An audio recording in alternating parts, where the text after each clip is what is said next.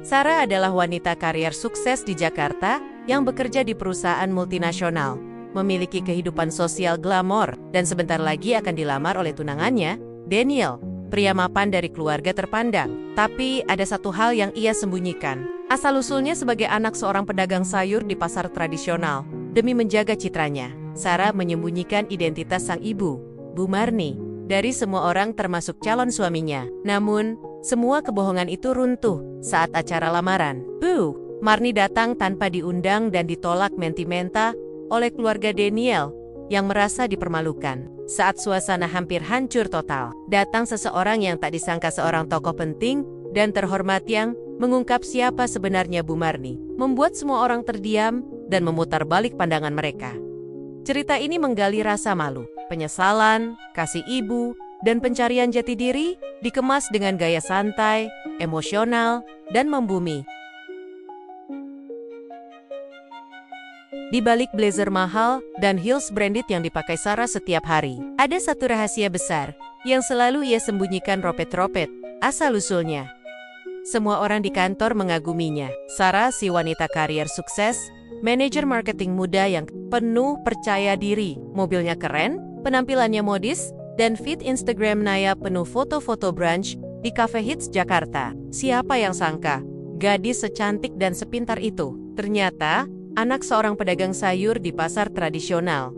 Dan itu bukan sekadar pasar biasa, pasar Cibening, pasar becek yang baunya campuran antara ikan asin, tahu busuk, dan tanah basah. Di sanalah Bu Marni, ibunya, menggelar lapak sayur sejak Sarah kecil. Berangkat subuh, pulang menjelang sore. Tangannya kasar, wajahnya mulai keriput, tapi senyumnya selalu sama, hangat dan tulus. Namun, semua itu terasa memalukan bagi Sarah.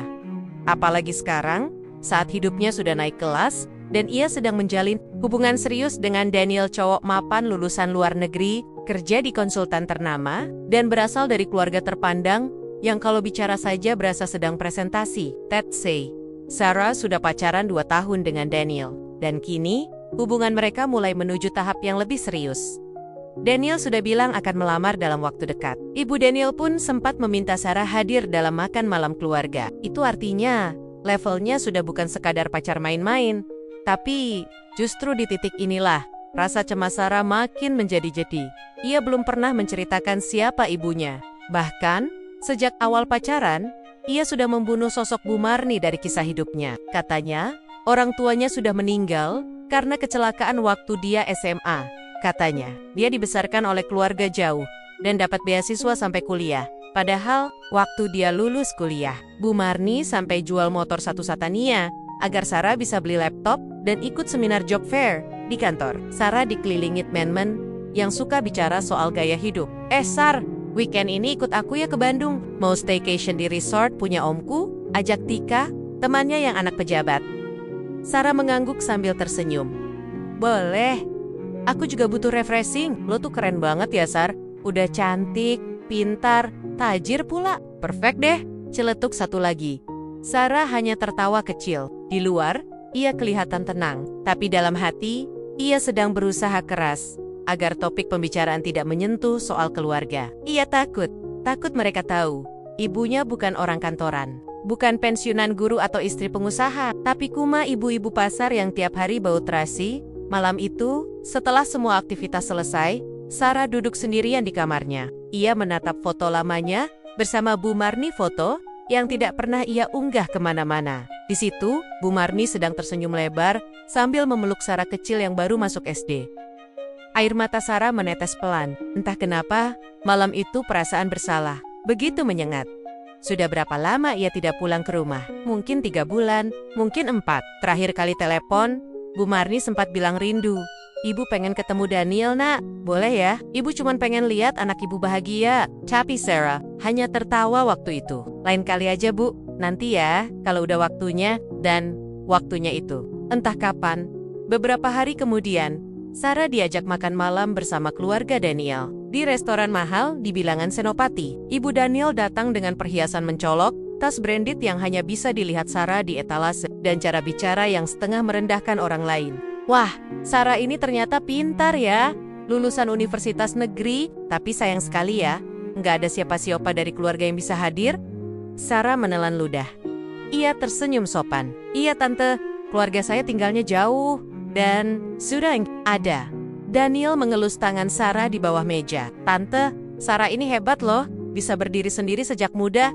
Ya, bagus kalau begitu. Yang penting, kamu tahu diri dan gak bawa-bawa masa lalu ke masa depan. Ujar ibunya dingin sambil menyeruput wine.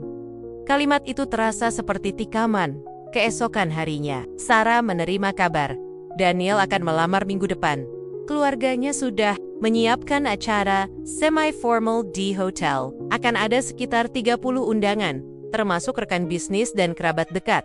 Sarah panik. IATAKUT. Kalau ibunya tahu dan nekat datang, malamnya ia menelepon Bu Marni, Bu. Minggu depan, aku ada acara kantor, jadi nggak bisa pulang ya. Oh, ya nggak apa-apa nak. Ibu dengar dari tetangga, katanya kamu mau dilamar ya Sarah terdiam. Hehe, siapa yang ngomong sih? Ibu senang loh nak. Ibu pengen lihat kamu dilamar, nggak usah mewah-mewah. Yang penting kamu bahagia. Ibu bisa bawain lemper favorit kamu, Bu. Suara Sarah agak tinggi. Jangan datang ya, ini bukan acara keluarga banget kok. Cuma teman-teman. Kerja, hening. Tak ada suara dari seberang.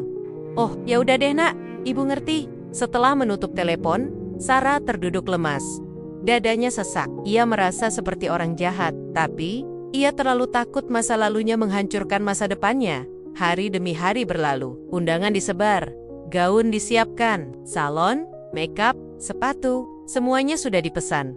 Sarah tampak bahagia di luar, tapi ia sedang menumpuk bara di dada.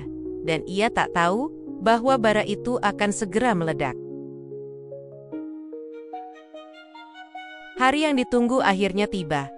Hotel bintang 5 di kawasan SCBD tampak megah sore itu. Ruang ballroom dipenuhi bunga putih dan emas. Pelayan berseliweran membawa gelas berisi mocktail, dan live music dari grand piano mengalun pelan. Semu, tamu tampil menawan, penuh parfum mahal, dan tawa sopan khas kalangan elit. Di tengah ruangan itu, Sarah berdiri anggun dengan gaun pastel yang pas di tubuhnya. Make up-nya flawless, senyumnya sempurna. Tapi, hanya dia yang tahu di balik senyum itu, hatinya seperti dihantam badai. Sejak pagi, jantungnya berdebar tak karuan. Ia tahu, hari ini bisa jadi momen paling bahagia sekaligus paling menyakitkan dalam hidupnya. Daniel tampak bahagia. Ia memperkenalkan Sarah kepada para kerabat. Ini calon istriku. Cantik, kan? Sarah hanya tersenyum dan menunduk. Di tengah-tengah tawa dan kamera, matanya terus melirik ke pintu. Pintu terbuka. Dadanya mencelos. Ia takut. Ia cemas. Ia tahu, ibunya pasti tahu, hari ini adalah hari penting. Sarah memang tidak bilang jujur. Tapi, Ea Yukin. Dari cerita tetangga atau grup WRT, kabar itu pasti sampai ke telinga Bu Marni. Dan benar saja, sekitar 1 jam sejak acara dimulai, pintu ballroom terbuka pelan. Seorang wanita paruh-baya masuk dengan langkah ragu. Pakaian sederhana, kebaya coklat tua dan rok batik. Rambutnya disanggul rapi, dan di tangannya ada bungkusan kado kecil berbalut kertas bergambar bunga. Bu Marni berdiri di depan pintu, matanya menyapu ruangan. Ia tersenyum malu-malu, lalu mulai melangkah ke arah tengah ruangan. Sarah membeku. Daniel, yang sedang bercanda dengan tamunya, berhenti tertawa. Ibu Daniel, yang sedang menyesap teh, langsung menurunkan cangkirnya dan memasang ekspresi heran. Sarah, bisik Daniel. Itu siapa? Sarah tak menjawab. Ia hanya menatap ibunya, seakan berharap bumi terbuka dan menelannya hidup-hidup. Beberapa tamu mulai berbisik. Seorang pria berjas mencolek temannya. Itu siapa? Kayaknya bukan undangan, Sarah. Bu Marni akhirnya sampai di dekat mereka. Ia menatap putrinya dengan mata berbinar. Nak, ibu datang. Maaf ya ibu telat, ibu sempat nyasar tadi. Tapi akhirnya ketemu juga. Semua orang diam. Bu Marni mencoba tersenyum, tapi matanya mulai berkaca-kaca. Ia mendekatkan bungkusan kecil ke Sarah. Ibu buatin lemper kesukaan kamu. Ibu tahu kamu suka yang isi ayam. Sarah berdiri kaku, tangannya gemetar. Ia menatap Daniel, lalu menatap ibunya, lalu menunduk. Ia tak sanggup berkata apa-apa. Permisi. Tiba-tiba suara lantang terdengar. Itu suara ibu Daniel. Lengk, cepat, matanya tajam. Maaf bu, Anda siapa ya? Tanyanya dengan suara tinggi yang tetap dibuat sehalus mungkin. Saya, ibunya Sarah, jawab Bu Marni pelan. Oh, Ibu Daniel tertawa sinis. Maaf, saya kira ini acara resmi. Saya pikir semua keluarga sudah disaring oleh pihak keluarga wanita. Wajah Bu Marni mulai pucat. Saya nggak maksud mengganggu, Bu. Saya cuma ingin lihat anak saya bahagia. Dengan datang tiba-tiba seperti ini, nada bicara Ibu Daniel meninggi dengan penampilan seperti ini. Matanya menatap kebaya Bu Marni dari atas sampai bawah. Kami ini keluarga terhormat, Bu. Kami menjaga nama baik. Ibu, Sarah akhirnya bersuara pelan. Maaf, sebaiknya Ibu pulang dulu. Semua mata kini tertuju pada Sarah. Bu Marni terdiam. Senyum di wajahnya perlahan hilang. Ia menatap anaknya. Gadis yang dulu ia bonceng naik motor bebek ke sekolah, yang ia banggakan ke setiap pembeli di pasar, kini berdiri di depannya dan mengusirnya. Oh, Ibu ngerti, Nak. Suara Bu Marni gemetar. Maaf, Ibu nggak bermaksud bikin malu. Ia meletakkan bungkus lemper di atas meja, lalu perlahan membalikkan badan. Langkahnya gontai, terseret pelan menuju pintu. Tidak ada satupun yang menahannya. Tidak Sarah, tidak Daniel, tidak siapapun. Saat pintu tertutup kembali di belakang tubuh ringkih itu, suasana ruangan tetap sunyi. Beberapa orang pura-pura sibuk main HP. Beberapa melirik Sarah dengan tatapan yang sulit dijelaskan antara kasihan, heran, dan bingung. Setelah acara selesai, Sarah masuk ke toilet hotel dan mengunci diri di dalam. Ia terduduk di lantai dingin, memeluk lutut, dan menangis tanpa suara. Make up-nya luntur, air matanya tak terbendung. Dia ingat wajah ibunya tadi, matanya yang main kari-kari anaknya, dengan harapan, senyumnya yang lembut meski diperlakukan tak pantas, dan yang paling menghantam hati diamnya. Ibu tidak marah, tidak membentak, tidak mempertanyakan kenapa anaknya bersikap begitu kejam. Ia hanya pergi. Malam itu, Sarah duduk di apartemennya sendirian. Ia memandangi bungkus lemper yang dibawanya pulang yang tadi, ditinggalkan ibunya di meja. Masih hangat, masih harum. Tangisnya pecah lagi. Di luar sana, semua orang memuji acara lamarannya. Tapi di dalam hati, ia merasa seperti gadis kecil yang kehilangan satu-satunya pelindung di dunia. Dan ia tidak tahu, apakah masih sempat memperbaikinya. Sudah 3 hari sejak acara lamaran. Tapi buat Sarah, rasanya seperti 3 tahun. Ia tak bisa tidur, tak bisa makan, bahkan tak sanggup melihat wajahnya sendiri di cermin. Di media sosial, acara lamarannya masih ramai dibicarakan. Beberapa unggahan dari tamu yang hadir menampilkan mamon-maman bahagia sebelum insiden itu, dan meski tidak ada yang secara torang-torangan menyebut siapa wanita tua yang datang tiba-tiba, beberapa orang mulai bertanya-tanya. Sar, itu beneran ibumu ya yang datang kemarin? Katanya kamu yatim piatu. Sarah hanya bisa membalas dengan emoji senyum atau diam sama sekali. Hari itu, ia sedang duduk lemas di ruang kerjanya, menatap layar laptop yang tak ada isinya. Lalu sekretaris Daniel menelepon. Sarah, bisa ke kantor Daniel sekarang? Ada seseorang yang mau bicara. Siapa? Pak Arman? Sarah terdiam. Nama itu tak asing. Pak Arman adalah salah satu tokoh penting di dunia bisnis dan sosial. Pengusaha sukses yang juga dikenal sebagai filantropis dan pembicara nasional. Dengan rasa penasaran yang bercampur takut, Sarah bergegas ke kantor Daniel. Di sana, ia disambut langsung oleh Daniel dan Pak Arman. Lelaki parubaya itu mengenakan kemeja putih bersih dan senyum hangat. Tapi yang paling mengejutkan adalah kalimat pertamanya. Kamu, anaknya Bu Marni ya? Sarah langsung tertegun. Matanya membelalak. Pak Arman melanjutkan. Aku tahu dari fotomu. Mirip sekali. Waktu aku lihat berita lamaran kalian dan ada insiden itu, aku langsung cari kamu. Sarah hanya bisa mengangguk pelan. Masih bingung. Daniel menatap Pak Arman dengan bingung. Maaf Pak, Bapak kenal dengan ibunya Sarah? Pak Arman tertawa kecil, lalu duduk.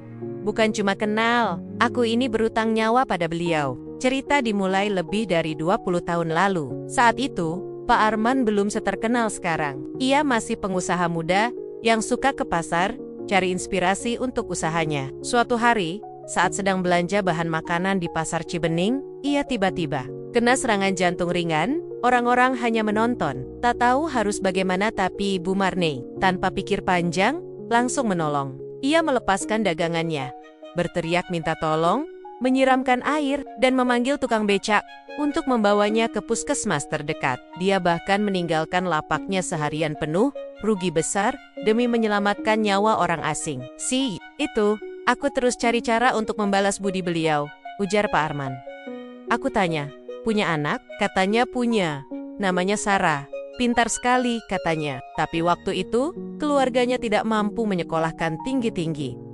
Sarah masih terdiam. Air matanya mulai menggenang.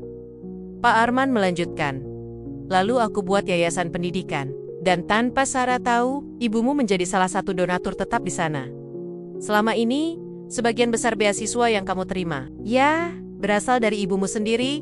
Daniel tampak syok. Jadi, selama ini, ya angguk Pak Arman, kalian semua melihatnya cuma sebagai ibu pasar. Tapi kalian tak tahu, beliau itu pahlawan, rendah hati, dan paling ikhlas yang pernah aku kenal. Sarah tak bisa menahan tangis lagi. Air matanya tumpah, hatinya remuk, dunia serasa menghantamnya dari segala arah. Ia telah mempermalukan wanita paling luar biasa dalam hidupnya. Hari itu juga, Sarah pulang ke rumah. Ia naik mobil sendiri, tanpa supir, tanpa make up, tanpa gaun mahal. Hanya dirinya, dan satu tujuan, meminta maaf. Pasar Cibening masih seperti dulu. Becek, bau, ramai, tapi buat Sarah, tempat itu kini terasa seperti rumah. Lapak ibunya masih ada, di ujung gang kecil dekat tukang ikan. Di sana, Bu Marni sedang mengatur sawi dan kol, tak menyadari kedatangan putrinya. Sarah berdiri beberapa detik, memandangi punggung kurus itu.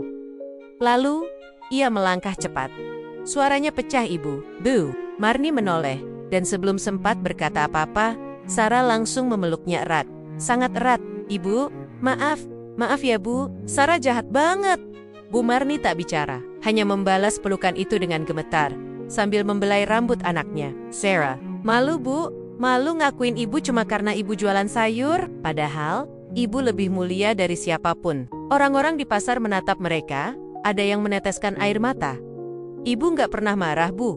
Nggak benci Sarah. Bu Marni tersenyum pelan, meski matanya berkaca-kaca. Ibu mana pernah benci anaknya sendiri. Beberapa minggu kemudian, Sarah mengunggah sebuah foto di Instagram. Bukan foto kafe, bukan foto kantor, tapi foto dirinya sedang duduk di lapak sayur bersama Bu Marni, tersenyum lebar. Di captionnya tertulis, "Inilah wanita paling hebat dalam hidupku. Ibuku, pedagang sayur, pahlawan hatiku, dan sumber kekuatanku. Maaf Bu, sekarang aku nggak malu lagi, aku bangga jadi anakmu." Dan hari itu, untuk pertama kalinya, Sarah merasa benar-benar bebas.